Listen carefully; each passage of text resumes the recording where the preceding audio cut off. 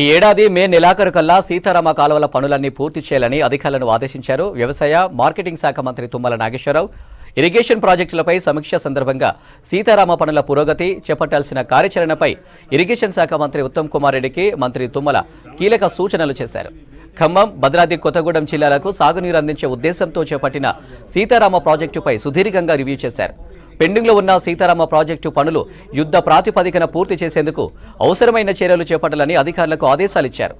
అనుకున్న స్థాయిలో పనుల్లో వేగం పెంచితే ఈ ఏడాదిలోనే వైరా ప్రాజెక్టు, లంకసాగర్, ఎన్ఐఎస్పీ ఆయకట్టులోని సుమారు 1,60,000 ఎకరాలకు సాగునీరు అందించేలా పనులు పూర్తి చేయాలన్నారు మంత్రి.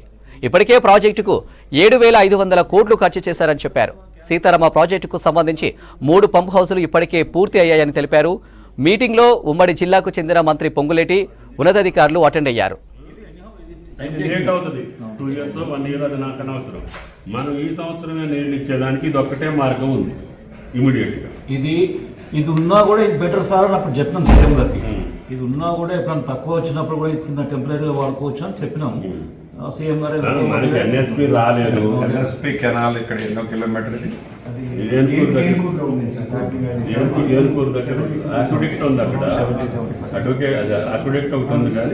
కానీ ఈ కెనాల్లోకి వచ్చే మెకానిజం మీరు చూసుకోవాలి.